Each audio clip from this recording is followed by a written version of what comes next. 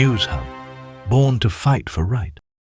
नमस्कार, news hub में आप सभी का स्वागत है। मैं नुज़रत आज़मी। चलिए नजर डालते हैं आज की खबरों पे। प्राइम मिनिस्टर नरेंद्र मोदी नवी मुंबई के खारघर में इस्कॉन टेंपल का इनॉग्रेशन किया और वहीं मुंबई में 3 नेवल वॉरशिप्स भी कमीशन किए और उन्होंने कहा कि भारत एक मैरीटाइम पावर बन रहा है। प्राइम मिनिस्टर नरेंद्र मोदी ने बुधवार को इस्कॉन के श्री श्री राधा मनमोहन जी मंदिर खारघर नवी मुंबई में इनॉग्रेट किया। मंदिर में पूजा के बाद प्रधानमंत्री नरेंद्र मोदी जी ने भक्तों को एड्रेस करते हुए इस पल को भारत के लिए एक महत्वपूर्ण क्षण कहा। उन्होंने भारत के संदेश को हाईलाइट करते हुए कहा, मैं हमेशा हील इन इंडिया का समर्थन करता हूं। आज सुबह प्रधानमंत्री नरेंद्र मोदी ने महाराष्ट्र के रूलिंग महायुति अलायंस के एमएलएस के साथ मुंबई के आईएनएस एग्रे ऑडिटोरियम में लंच की मीटिंग की। इस गैदरिंग में chief minister Devendra Fadnavis, deputy chief minister Eknath Shinde और अजित पवार और बीजेपी, एनसीपी, शिवसेना के अध्यक्ष, लॉ मेकर्स और छोटी पार्टीज के मेंबर्स प्रेजेंट थे। वहीं प्राइम मिनिस्टर नरेंद्र मोदी जी ने सुबह मुंबई डॉकयार्ड में 3 नेवल फ्रंटलाइन कॉम्बैट्स आईएनएस सूरत, आईएनएस नीलगिरी और आईएनएस वगशीर कमीशन किए। इवेंट के दौरान मोदी जी ने कहा कि भारत एक मेजर मैरीटाइम पावर बनने की ओर बढ़ रहा है। उन्होंने कहा, हमारा टेरिटोरियल वाटर्स की प्रोटेक्शन, नेविगेशन की फ्रीडम और ट्रेड सप्लाई लाइंस और सी रूट्स की सिक्योरिटी इंश्योर करना बहुत जरूरी है। भारत हमेशा एक ओपन, सिक्योर, इंक्लूसिव और प्रॉस्परस इंडो पैसिफिक रीजन का समर्थन करता है। एनसीपी के चीफ शरद पवार महाविकास अघाड़ी को एकजुट रखने के लिए मीटिंग बुलाएंगे। शरद पवार ने अनाउंस किया है कि वो महाविकास अघाड़ी के लीडर्स के साथ एक मीटिंग करेंगे ताकि लोकल बॉडी इलेक्शंस के पहले अलायंस के टेंशंस को एड्रेस किया जा सके। ये मीटिंग अगले 10 दिन के अंदर होने की उम्मीद है, जिसमें डिस्कस किया जाएगा कि एनसीपी, शिवसेना, यूबीटी और कांग्रेस मिलकर लोकल इलेक्शंस लड़ेंगे। शरद पवार ने क्लियर किया कि इंडिया अलायंस के मैंडेट नेशनल लेवल पर और एमवीए के स्टेट लेवल पर इलेक्शंस लड़ने के लिए था, लोकल इलेक्शंस के लिए नहीं। ये क्लैरिफिकेशन शिवसेना यूबीटी के लीडर संजय राउत के अनाउंसमेंट के बाद आई, जिसमें उन्होंने कहा कि शिवसेना लोकल इलेक्शंस अपने दम पर लड़ेगी।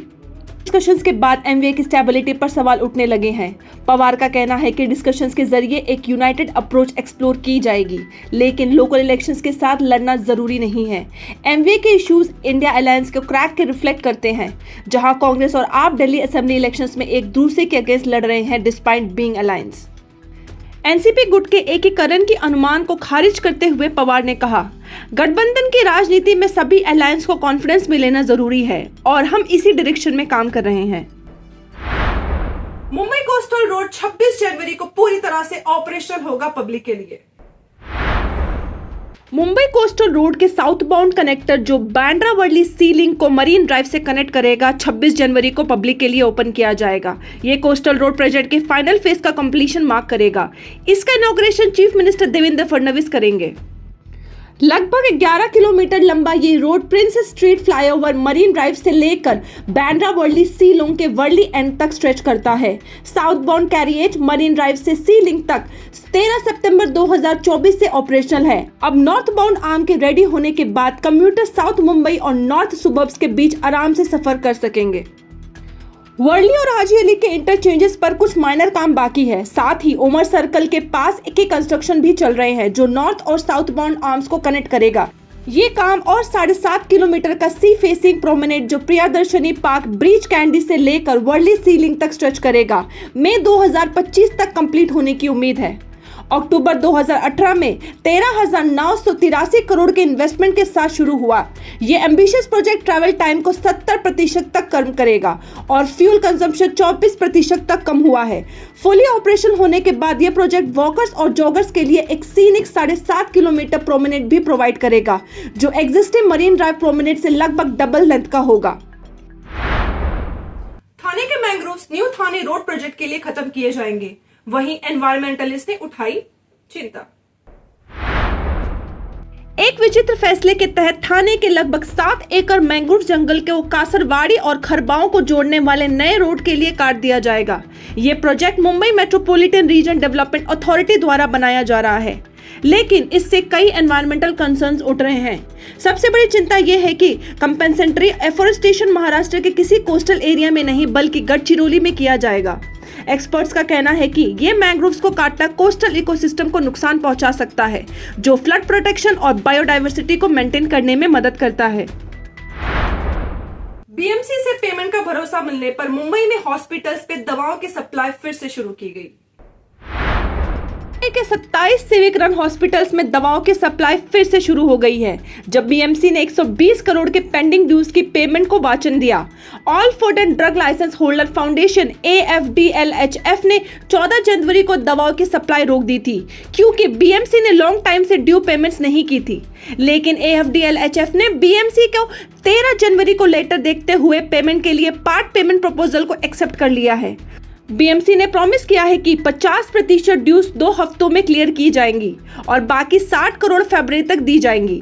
AFDLHF के प्रेसिडेंट अभय पांडे ने कहा, अगर बीएमसी अपने प्रॉमिस पर खरा नहीं उतरा तो हम अपने फैसले पर दोबारा सोच सकते हैं। बिना हॉस्पिटल डीन्स को जल्दी बिल्स क्लियर करने का ऑर्डर दिया है। बीड़ सरपंच संतोष देशमुख की हत्या पर वाल्मीकि कराड़ पर लगाया गया मकोका। महाराष्ट्र के फूड और civil supply minister Dhananjay Munde के करीबी वाल्मीकि कराड़ को बीड़ के मसज गांव के सरपंच संतोष देशमुख की मौत के मामले में Maharashtra control of organised crime act MCOCA के तहत चार्ज किया गया है। ये चार्जेस उनकी मौत के 35 दिन बाद लगाए गए हैं। ये कदम उस वक्त उठाया गया जब केस सेशन कोर्ट ने कराड़ को एक अलग एक्सटॉर्शन केस में जुडिशियल कस्टडी दी। उसके बाद पुलिस ने मकोका लगाने की एप्लीकेशन दी, जिसे कोर्ट ने मंजूर कर लिया और प्रोडक्शन वारंट जारी किया। कराड़ को अब बुधवार को कोर्ट में पेश किया जाएगा, जहां पुलिस उनकी कस्टडी की मांग करेगी। कराड़ के सपोर्टर्स ने इसके बाद प्रणाली में बंद कॉल किए और उनकी मां पारूबनी कराड़ ने भी पुलिस स्टेशन के बाहर प्रोटेस्ट किया। उनका कहना है कि उनका बेटा झूठे केसेस में फंसाया गया है। कराड़ के लॉयर सिद्धेश्वर थोमरे ने कहा कि उन्हें मकोका चार्जेस के लिए अभी तक कोई डिटेल नहीं मिली है और वो अगले स्टेप्स पर फैसला करेंगे जब तक उन्हें कोई इंफॉर्मेशन नहीं मिलती। महाराष्ट्र सरकार ने लिकर शॉप्स और बार के सामने AI कैमरास लगाने के फैसले पर लगाया ब्रेक। महाराष्ट्र सरकार ने लिकर शॉप्स और बार्स में AI कैमरास लगाने के अपने फैसले को अभी के लिए रोक दिया है। ये डिसीजन एक्साइज डिपार्टमेंट के एक्सपेरिमेंटल प्रोजेक्ट के बाद दिया गया, जिसमें फेशियल रिकॉग्निशन के जरिए कस्टमर्स की एज का पता लगाने की कोशिश की जा रही थी। ये decision deputy chief minister Ajit Pawar की लीड में हुई मीटिंग के बाद आया, जिसमें शॉप ओनर्स ने 4.5 लाख के इंस्टॉलेशन कॉस्ट पर अपना गुस्सा जताया।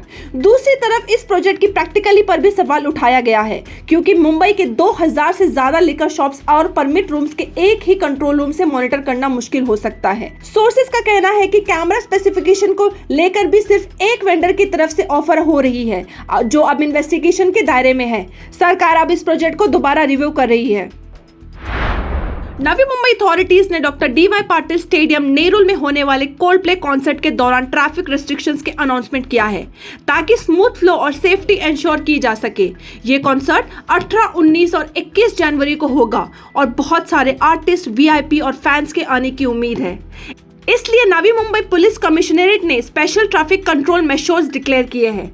Deputy commissioner of police Tirupati Kakade ने मोटर व्हीकल एक्ट के तहत ऑर्डर दिया है, जिसमें हेवी व्हीकल्स को स्टेडियम के आसपास एंटर, ट्रैवल या पार्क करने से मना किया गया है। ये रिस्ट्रिक्शन 18, 19 और 21 जनवरी को 2 बजे से 12 बजे तक लागू रहेगी। एसेंशियल सर्विसेज जैसे police vehicles, ambulance, fire brigades और गवर्नमेंट व्हीकल्स को इससे रिस्ट्रिक्शन से छूट मिलेगी। इवेंट मैनेजर्स के पासेस वाले व्हीकल्स को भी एंट्री मिलेगी। इसके बाद नवी मुंबई में कोल्ड प्ले कॉन्सर्ट के लिए स्पेशल ट्रांसपोर्ट अरेंजमेंट किया गया है। NMMT ग्रीन इलेक्ट्रिक बसेस चलाई जाएंगी, जो नेरुल और जूहीनगर स्टेशन से स्टेडियम तक शटल करेंगी। हर स्टेशन से 10 एडिशनल बसेस 3 दिन तक चलेंगी।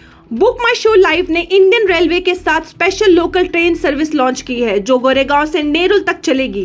500 रुपए में 2 वे टिकट अवेलेबल है। साथ ही सिटी फ्लो के प्राइवेट बसेस 199 में गोरेगांव, साउथ मुंबई, नवी मुंबई और थाने वेन्यू तक चलेंगी। नवी मुंबई में कोपर खैरने और एरोली में अनऑथराइज्ड कंस्ट्रक्शन पर लिया गया action. Navi Mumbai municipal corporation NMMC ने कोपरखैरने और एरोली डिवीजन में अनऑथोराइज्ड कंस्ट्रक्शन के खिलाफ एक्शन लिया। कोपरखैरने में बिना परमिशन के की गई कंस्ट्रक्शन को सेक्शन 54 के तहत हटाया गया और फ्लाईओवर के नीचे और रेलवे स्टेशन के अंडरपास के आसपास 32 हट्स को भी एविक्ट किया गया। एरोली में भी बिना परमिशन के RCC बिल्डिंग बनाई गई थी, जिसे पार्शियल डेमोलिशन के साथ रिमूव किया गया। एनक्रोचमेंट डिपार्टमेंट ने ये एक्शन 14 जनवरी को लिया और ऐसे ऑपरेशंस आगे भी इंटेंसिवली चलाए जाएंगे। आज के लिए बस इतना ही, फिर मिलेंगे नए समाचार के साथ। देखते रहे न्यूज अप। मैं नुज़रत आज़मी, धन्यवाद। Please like, share, subscribe and do comments your feedback. News Hub. Born to fight for right.